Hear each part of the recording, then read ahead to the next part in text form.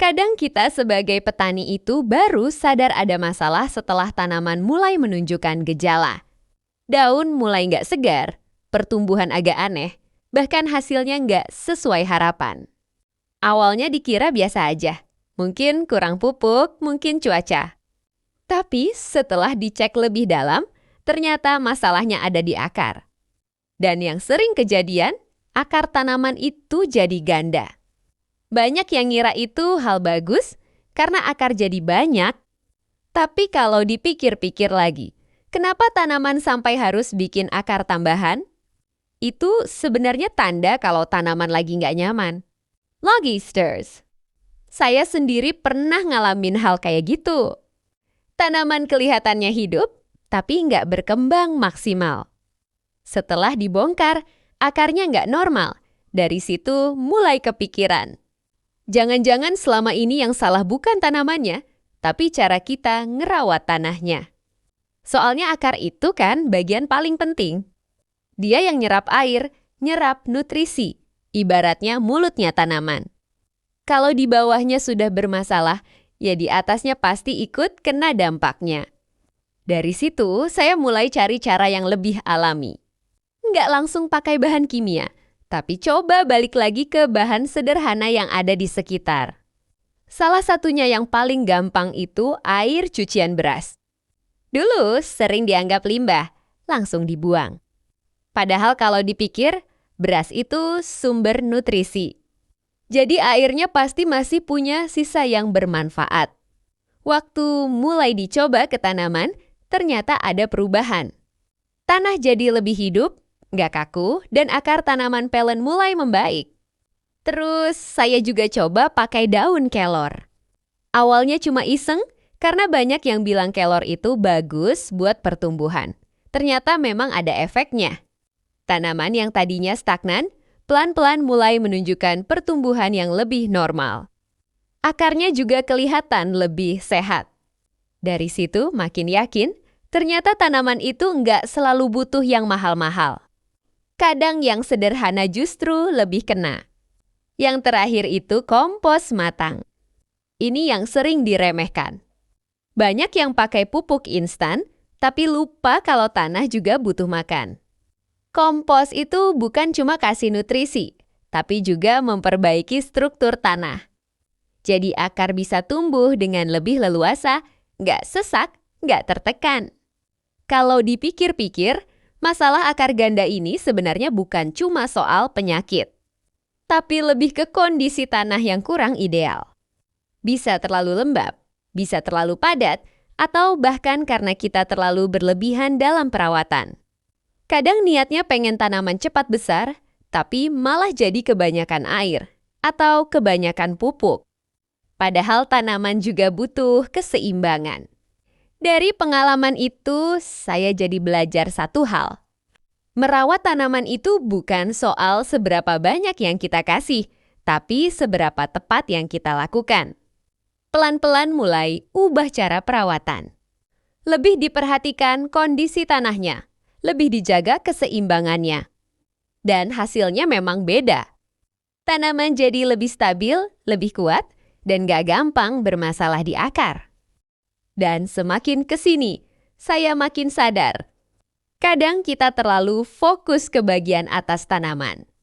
Daun harus hijau, batang harus besar, buah harus lebat. Tapi semua itu bergantung dari apa yang terjadi di bawah tanah di bagian yang gak kelihatan. Padahal justru disitulah kunci kehidupan tanaman berada. Akar yang sehat itu bukan cuma soal panjang atau banyaknya cabang, tapi bagaimana dia bisa bekerja dengan normal. Menyerap air secukupnya, mengambil nutrisi dengan seimbang, dan hidup berdampingan dengan mikroorganisme baik di dalam tanah. Kalau kondisi ini terganggu, tanaman pasti akan memberi sinyal. Entah lewat daun yang menguning, pertumbuhan yang melambat, atau munculnya akar ganda yang sebenarnya tanda perlawanan dari tanaman itu sendiri. Dari situ saya mulai belajar lebih peka. Nggak langsung bereaksi dengan buru-buru, tapi coba memahami dulu. Tanaman ini butuh apa? Tanahnya seperti apa? Terlalu basah atau justru kurang nutrisi? Dan dari situ juga saya mulai lebih menghargai proses. Air cucian beras yang kelihatannya sederhana, ternyata bisa jadi sumber kehidupan baru buat tanah. Mikroorganisme mulai berkembang, tanah jadi lebih gembur, dan akar punya lingkungan yang lebih nyaman. Larutan kelor yang sering dianggap biasa, ternyata punya peran besar dalam menyeimbangkan pertumbuhan tanaman. Seolah-olah tanaman dikasih tenaga tambahan untuk kembali normal.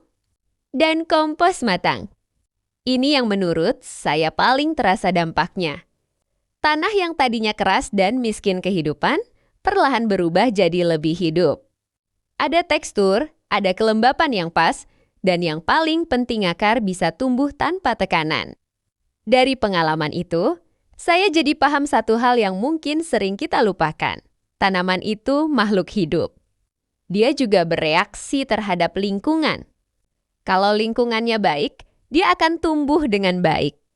Tapi kalau lingkungannya salah, dia akan berusaha bertahan dengan caranya sendiri. Dan akar ganda itu salah satu bentuk usaha bertahan itu. Makanya, daripada kita terus-terusan mengobati gejala, lebih baik kita benahi penyebabnya. Perbaiki tanahnya, atur airnya, dan seimbangkan nutrisinya.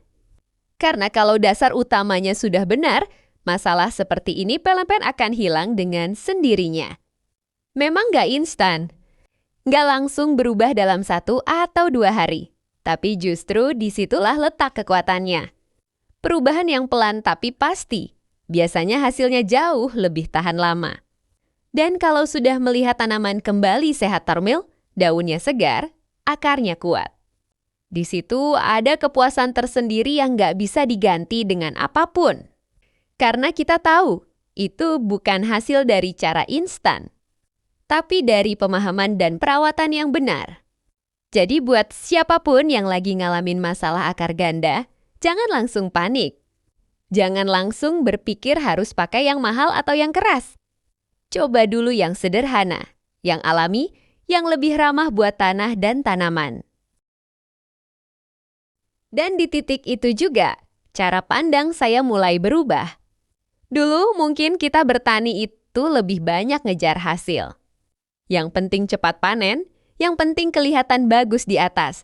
Tapi sekarang saya mulai mikir, kalau dasarnya nggak dibenerin, kita cuma akan muter di masalah yang sama terus. Hari ini akar ganda, besok bisa jadi penyakit lain. Hari ini daun menguning, besok mungkin buah rontok. Seolah-olah masalahnya beda, padahal akarnya tetap sama tanah dan cara kita merawatnya. Dari situ, saya mulai lebih sabar dalam merawat tanaman. Nggak lagi asal tambah pupuk kalau ada masalah, nggak lagi asal siram terus karena takut kering.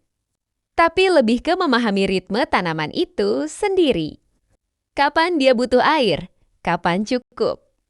Kapan dia butuh nutrisi? Kapan harus dikurangi? Dan kapan kita harus diam? Membiarkan tanah bekerja dengan sendirinya. Karena ternyata tanah yang sehat itu punya kehidupan sendiri. Ada mikroorganisme yang bekerja, ada proses alami yang berjalan tanpa kita lihat. Dan tugas kita bukan menggantikan itu, tapi mendukungnya. Makanya beban alami seperti air cucian beras, larutan kelor, dan kompos matang itu bukan sekadar alternatif. Tapi memang cara untuk menghidupkan kembali sistem alami di dalam tanah. Pelan-pelan, tanpa kita paksa. Dan hasilnya, bukan cuma tanaman yang lebih sehat, tapi juga biaya yang lebih hemat. Kita jadi nggak tergantung terus sama bahan kimia yang harganya makin naik. Kita jadi lebih mandiri. Yang paling terasa sebenarnya bukan cuma di hasil panen, tapi di prosesnya. Ada rasa lebih tenang. Karena kita tahu apa yang kita lakukan itu benar, bukan sekadar ikut-ikutan. Dan ketika tanaman tumbuh dengan normal, tanpa banyak masalah, disitulah kepercayaan diri sebagai petani mulai naik lagi. Jadi kalau sekarang kamu lagi ngalamin akar ganda atau masalah akar lainnya, jangan buru-buru cari solusi instan. Coba lihat lagi ke bawah, cek tanahnya. Rasakan kondisinya. Karena seringkali Solusi terbaik itu bukan yang paling cepat, tapi yang paling tepat. Mulai dari hal kecil. Mulai dari yang sederhana. Mulai dari yang ada di sekitar kita. Dan biarkan tanaman menunjukkan hasilnya. Kalau kamu merasa cara ini bermanfaat, atau mungkin punya pengalaman sendiri soal masalah akar di tanaman, coba tulis di kolom komentar. Kita bisa saling belajar, karena di dunia pertanian ini, pengalaman itu jauh lebih berharga dari sekadar teori. Dan kalau kamu ingin terus dapat tips-tips sederhana tapi berdampak seperti ini, jangan lupa dukung channel ini, supaya kita bisa terus berbagi dan berkembang bareng. Karena pada akhirnya, pertanian yang kuat bukan dibangun sendirian, tapi tumbuh dari kebersamaan dan pengalaman yang dibagikan. Dan mungkin disinilah kita mulai benar-benar paham bahwa bertani itu bukan cuma soal kerja keras, tapi juga soal cara berpikir. Kadang kita terlalu ingin cepat melihat hasil, sampai lupa bahwa tanaman punya waktunya sendiri untuk tumbuh. Kita paksa dengan pupuk, kita kejar dengan air, kita dorong dengan berbagai cara. Tapi justru disitulah sering muncul masalah yang sebenarnya bisa kita hindari. Akar ganda itu seperti bahasa dari tanaman. Dia nggak bisa bicara, tapi dia menunjukkan. Memberi tanda bahwa ada sesuatu yang tidak seimbang. Dan kalau kita mau sedikit lebih sabar untuk memahami, sebenarnya tanaman itu selalu jujur. Dari pengelen kecil seperti ini, saya jadi semakin yakin bahwa kunci utama dalam bertani bukan di alat yang canggih, bukan juga di bahan yang mahal, tapi di kepekaan kita sebagai petani.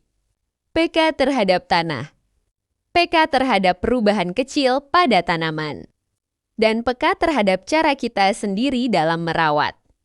Karena begitu kita mulai peka, kita jadi tahu kapan harus bertindak dan kapan harus berhenti.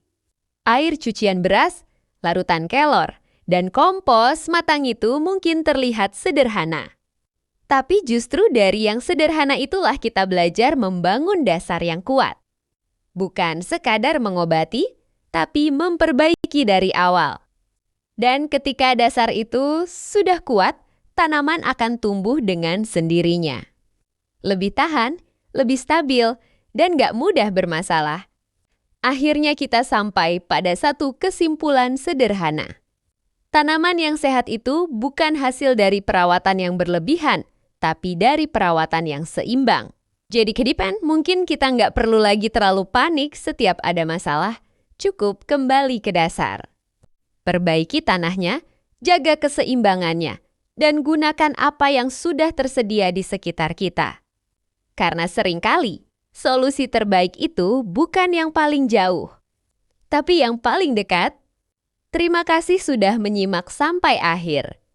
Semoga apa yang dibagikan kali ini bisa bermanfaat dan bisa langsung kamu praktikkan di lahanmu sendiri. Sampai jumpa di pembahasan berikutnya. Tetap semangat bertani dan jangan pernah berhenti belajar.